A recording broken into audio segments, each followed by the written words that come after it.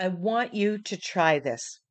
In today's video, the first 13 minutes, we are going to create a multiple layered masterboard.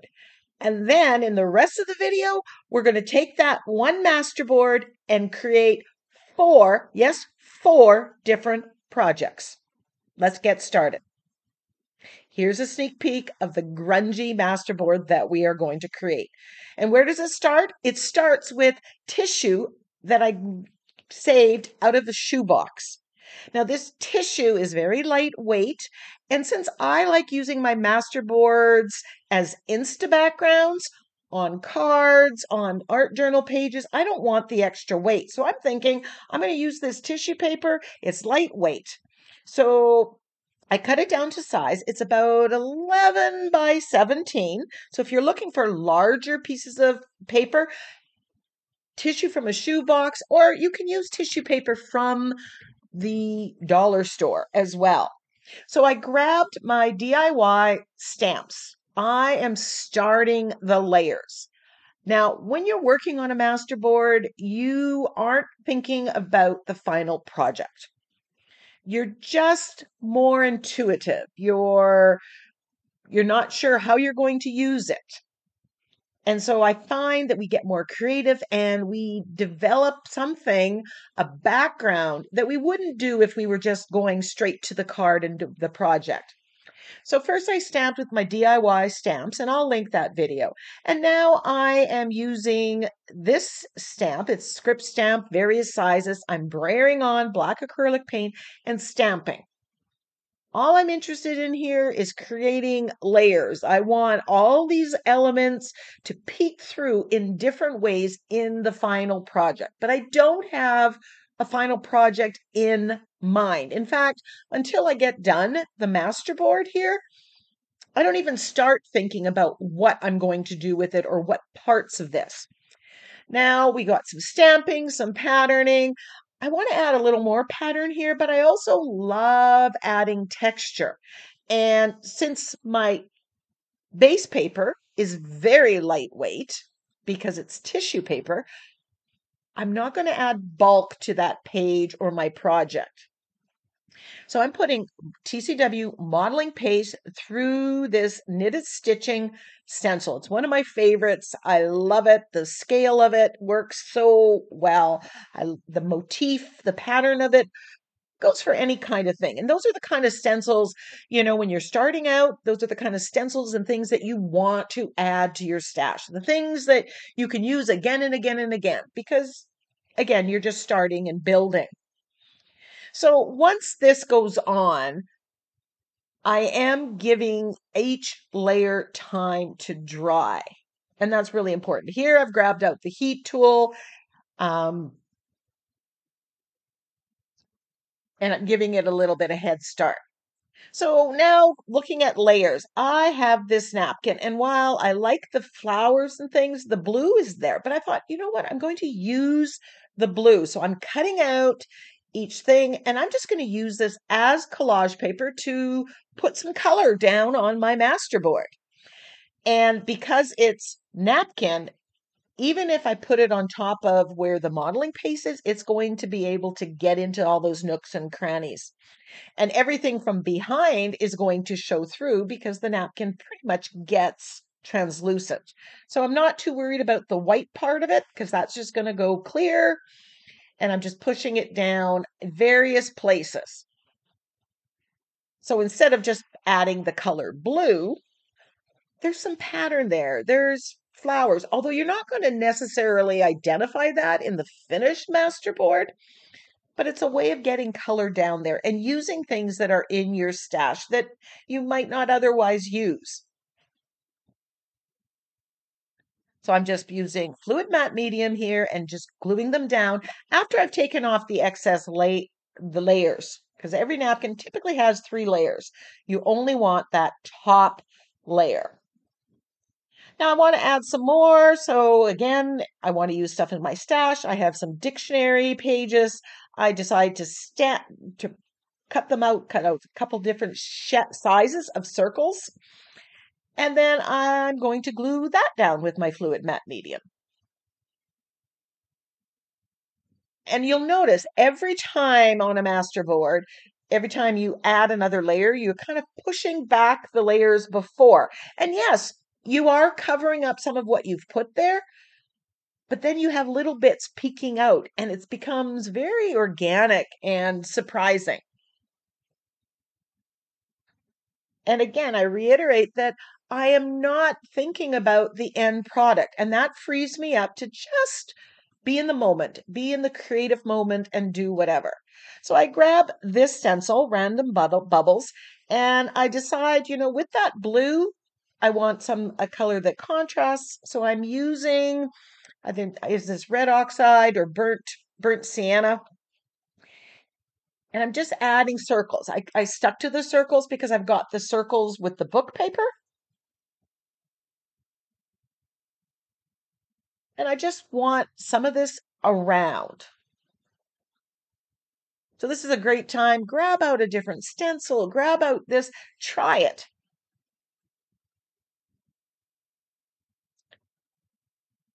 I like creating my masterboards. It can be on any size paper, but I like using like 11 by 17 or something a little bit bigger because you're going to use it. You're going to cut it up and use it for multiple projects in whatever way you decide. So I'm liking the contrast here. This is a little bit more neutral, a little bit lacking in color for my taste, but I want to brighten it up a little bit, so I'm grabbing some gesso. And you'll notice this kind of adds that ethereal quality. It lightens and brightens the page. Just that little bit adds a little bit of contrast. Something magical always happens when you just rub gesso on top of what layers there are. It's kind of smoky, cloudy.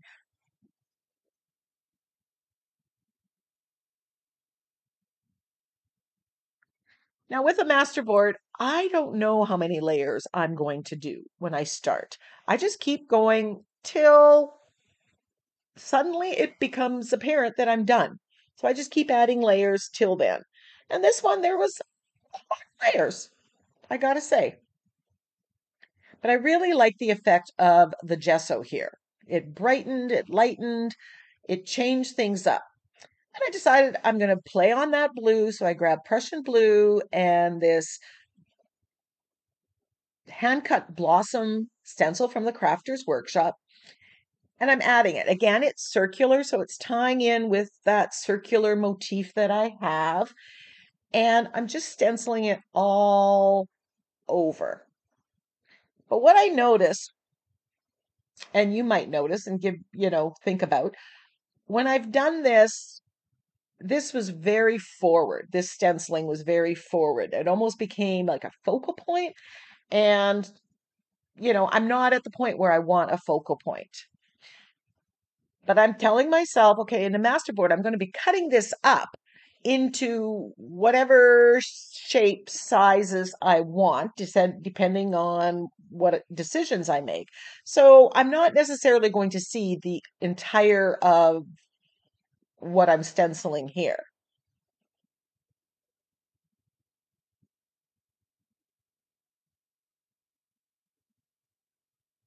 Now, if you enjoy my videos, I would love for you to take time and hit that subscribe button, click on the bell, and select the option to be notified of upcoming videos. That helps you to value my channel. It helps me grow my channel. So if you appreciate what you're seeing, please subscribe. Now, I wanted to add a little bit more color and kind of knock back that doily stenciling. So I'm using some of that burnt sienna, watering it down, and kind of wiping it off. I want a little bit of that burnt sienna color, but I don't want it so forward. So I'm just using a baby wipe, wiping it off, adding that little bit of extra color. It gives another tone because what I've stenciled is a little darker in that color.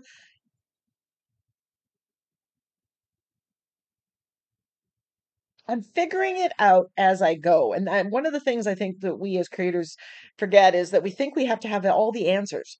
You can figure it out as you go.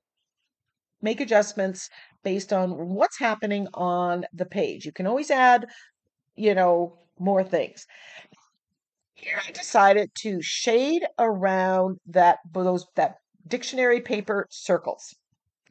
I am not sure that this was the right thing to do at this time. I could have left this out till I used it as a masterboard, and that would give me the option of doing it or not doing it depending on my final project. This, by shading here, it really brought out the circles, which in some cases, as I moved to the next phase of using the masterboard, made it a little bit more difficult. I wanted to bring out that circle motif. So again, with the masterboard, you can take it so far. When you cut up the masterboard and then go to use it, you can continue to add layers if you want. So you can take it so far, and once you cut it up, add another color or do more stenciling or more stamping and tweak it for that particular page and use or project and use. So I've shaded the circles. Now I'm shading around the end. Now I'm doing this because I want to see what it looks like if it was a page. I know I'm going to cut this up, so I'm not necessarily going to use the edge here, but I wanted to start seeing it as a page, as a background. And then I'm deciding, am I done or do I need to do something else? Am I happy with where I'm at or where? And I decide I want some more script stamp, but I didn't want dark. So I grabbed white and I'm going to brayer it on that same text stamp, script stamp. And this kind of lightens it up. You still see the text, and I really like the effect of this. It kind of knocks back some of that blue doily stenciling I did. It knocks back some of the shading I did on the circles and softens and brightens the page somewhat.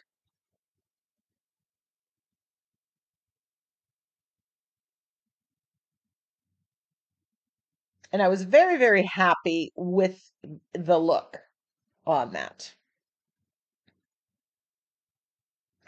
So we're almost at the end of creating the masterboard. I don't even know how many layers I put on here. It's got texture, it's got pattern, it's got color.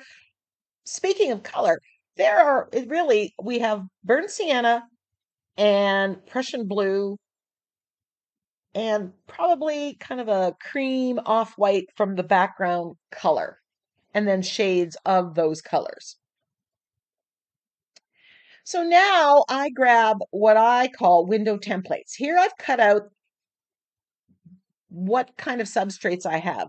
Different size tags, ATCs, index cards, some of my journal pages, and that allows me to put it on my masterboard and select the place or the part of it that gives me good composition. So here's a 7x10 one, and I'm looking, how does this look?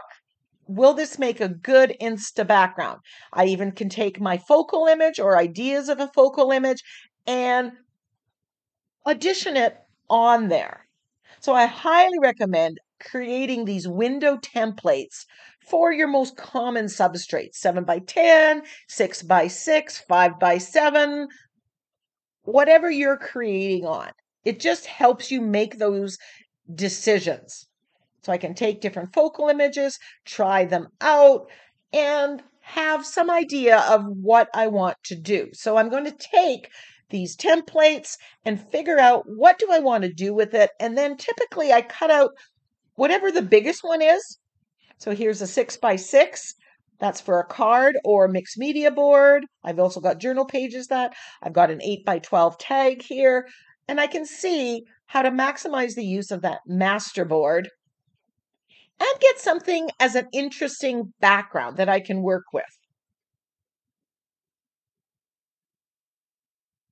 So I know I want to make one art journal page with the 7 by 10, and I'm got this part of it. So here's my 7 by 10 page. I'm just going to put that on there and cut it out.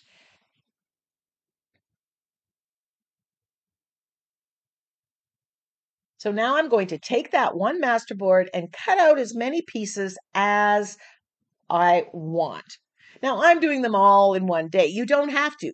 I could just take this piece out and have left that rest of the masterboard in my file. But I want to show you options, and then I want to show you, okay, using that same basic Insta background for 4 different projects, how many different ways you can go with it. And, I only scratched the surface. So now that that's there, I need to glue that down.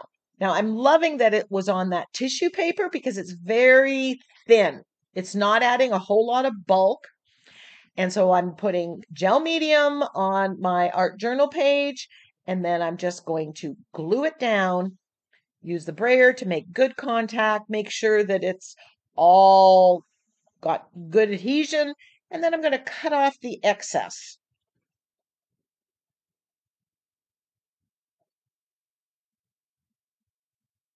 And definitely, I will start using tissue paper to create my masterboards. So I decided to make a 7 by 10 page, a 6 by 6 card, and 2 5 by 7 cards. I love using these as Insta backgrounds on the cards. And I'm playing around. Ooh, I like this rooster. That would go on there. But I like this magazine picture as well. That works. So you play with your focal images and you decide which focal images do you have that match your background. So I'm flipping through my napkins, I'm flipping through my printables, I'm printing through things. I got a Dollar Tree like this fox. I love that orange on him. I think that looks good. Then you add a sentiment and away you go.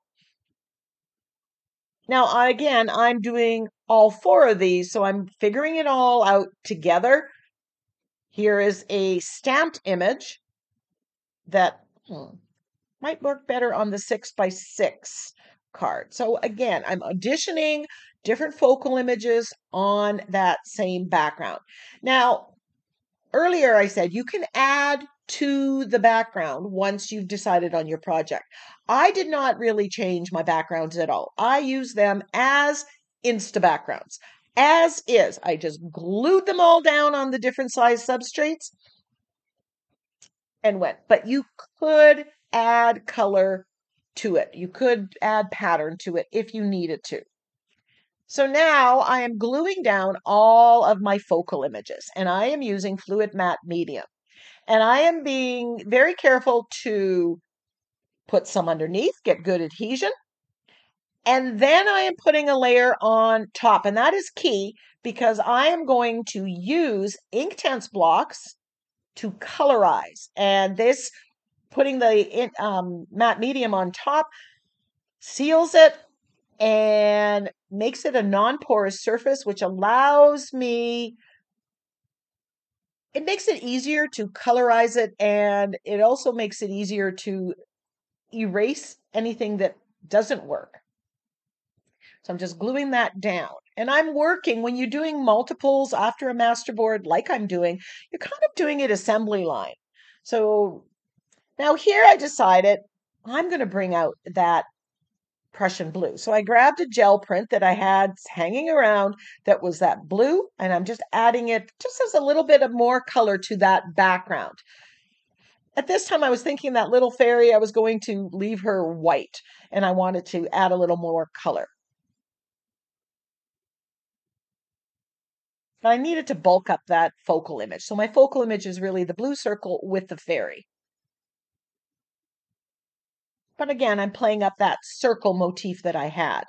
So these are my Inktense blocks, and they are ink. They are permanent once dry.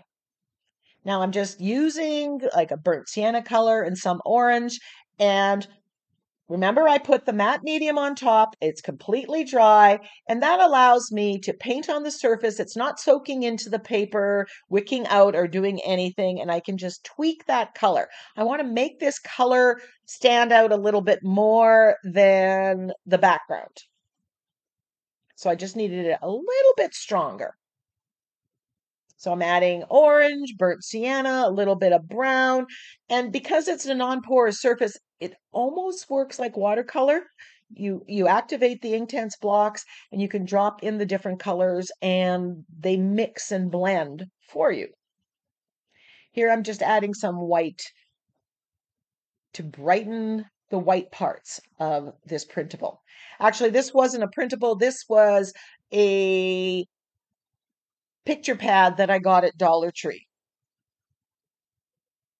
And it had all these woodland animals. And I love, love, love this box. So, and that orange color works so good with that background.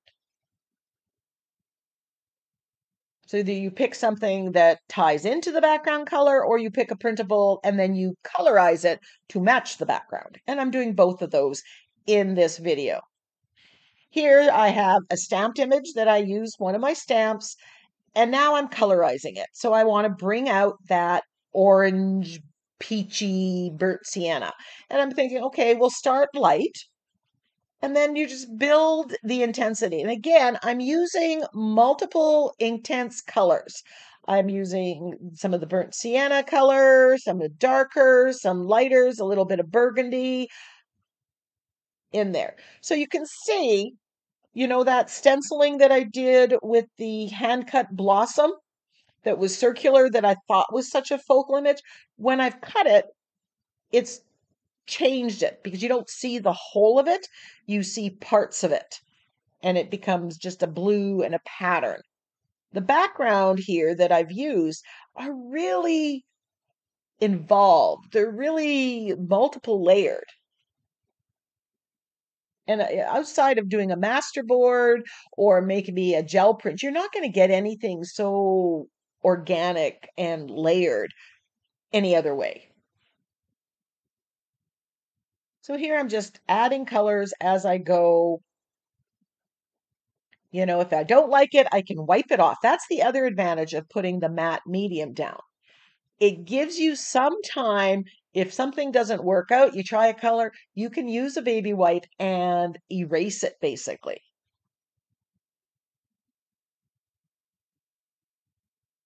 And here I am using my angle brush and black acrylic paint and I am shading. I want to bring out the line work of the stamped image. I want to add some definition in here.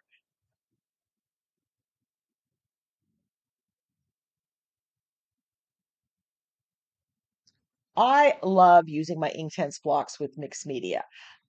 The two most favorite color mediums would be my acrylic paints and my Inktense blocks.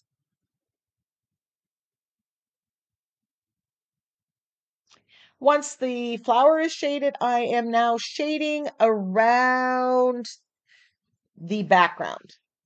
Now you'll see that for the cards, I've cut them a little bit so I have that white border. That's the look I like. If you want to go right to the edge, you can, and sometimes I do. But I like having that white border, and I'm just shading around. So I'm going to almost finish both of these cards, and then we're going to move to the art journal page and the last card. And now I'm shading around the fox. And again, that's giving some definition to this. It's bringing it out, making it stand out from the background.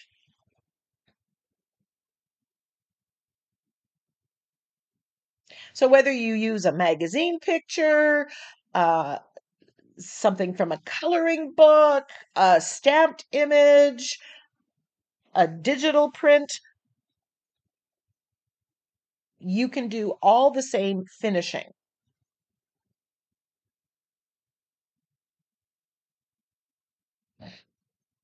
At the end, you know, I'd love for you to comment and tell me which of these projects you like the most.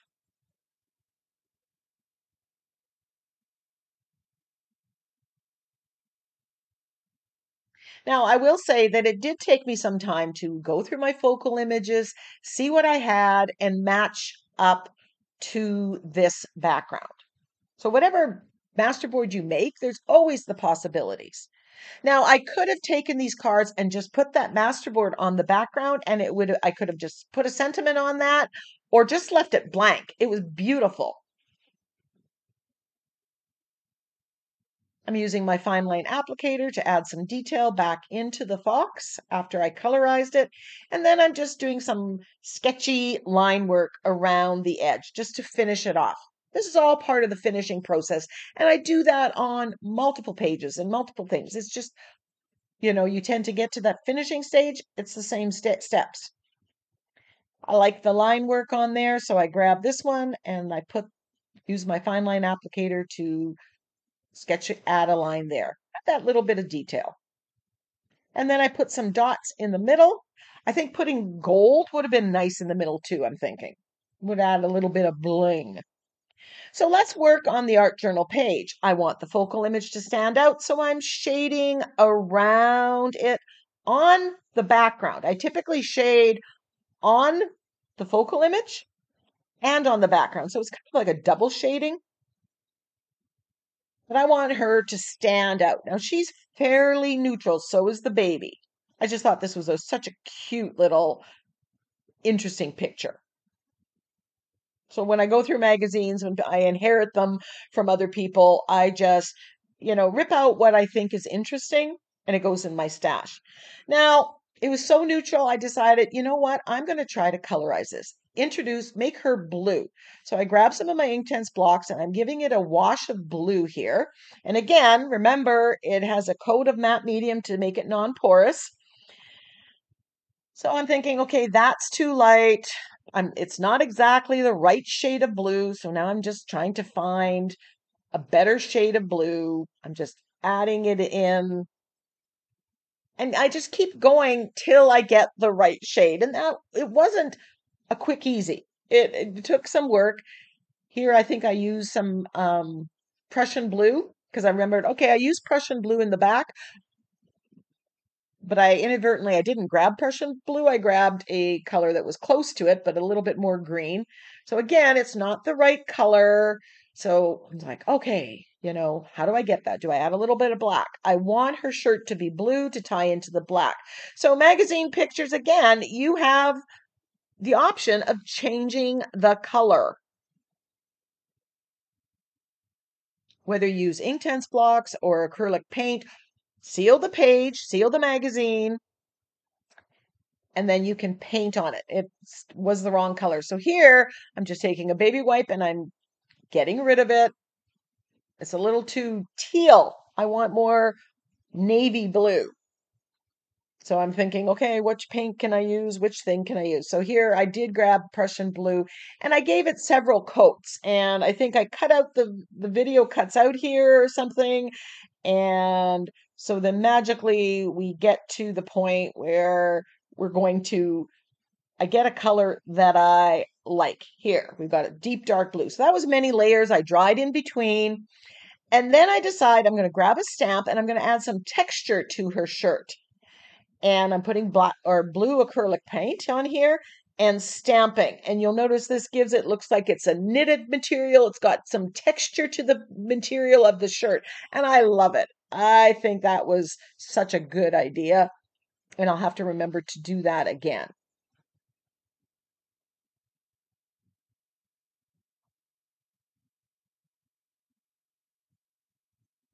So here I got it where I don't want it, but because there's matte medium, I'm able to take the baby wipe and clean it up, right? I get some of that stamping on the baby's head.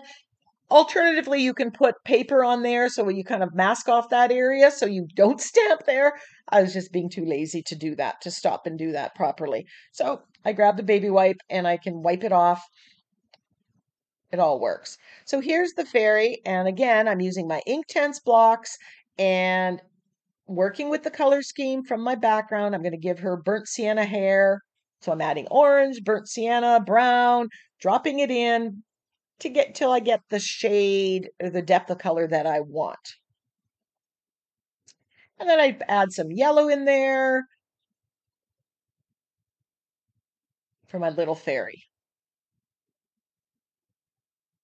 But how easy would it be to make one masterboard, and you can make multiple makes? It could have been all, I gave you four different options, but you could do all the fairies and just have a bunch of cards at the ready to use for whatever, or birthday invitations or party invitations with the same theme. Here I'm using again the a color from the Inktense blocks, but here I mix it with a little bit of white gesso to get that flesh color.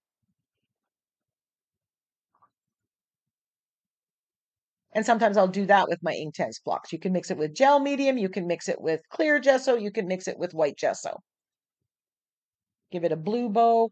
And then instead of using the black fine line applicator, here I'm using white and I'm doing faux stitching around. I thought the thing was a little dark. I wanted it a little more playful, so I'm using the faux stitching going around. Love the look.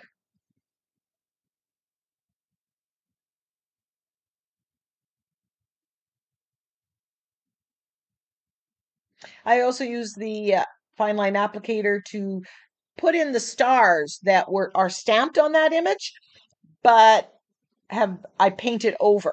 So I needed to bring them out. So in the final product, you'll see lots of stars on her face, and I just filled it in with the fine line applicator. I like the faux stitching there, so I decide, hey, I'm going to put it on that blue circle, add a little bit of lightness and brightness to the card. So if you have a masterboard and you cut it and you put it as a background of card, it can sit in your stash till you're ready to put a focal image on it. Likewise, I could leave it here and not put a sentiment on it and wait till I decide, what am I using this for? 'Cause I tend to make cards that are more general in nature. And then I can put, happy birthday on it or whatever to fit the occasion. Thanks so much.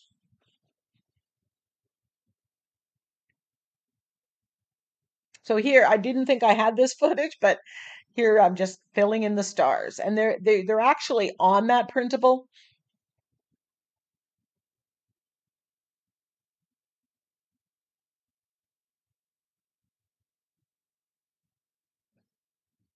So you'll see again how I made four different projects, four different types of focal images, and got four different effects, but all with the same background. So that really jumpstarts your creative time. Here I'm just splattering with gold.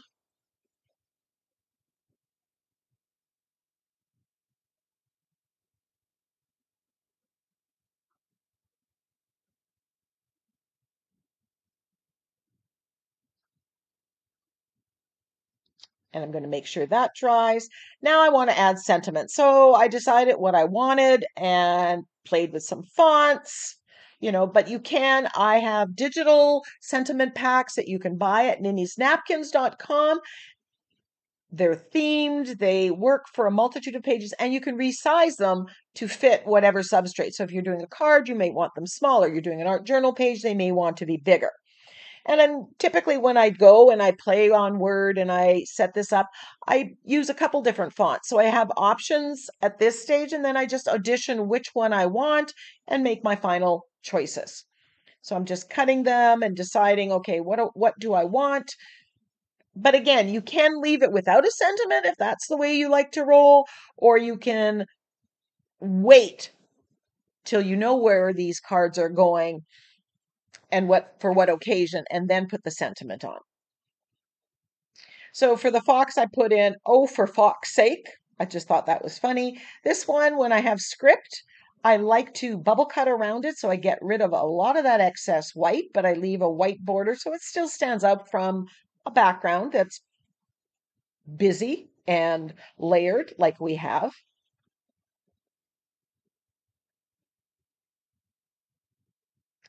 The one with the mother and child, it says, big adventures start little. I love that saying. Wouldn't that make a beautiful, with that sentiment, not necessarily the magazine picture, baby gift card to make?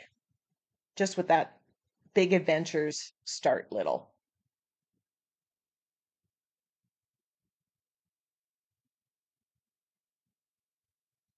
All I'm doing here is I'm gluing it down with my matte medium. You can use gel or fluid matte medium. And here I cut up the sentiment and I'm layering it a little bit just to fit the card. I grab my Sakura glaze pen and I'm just outlining the sentiments on all of my pages and projects here.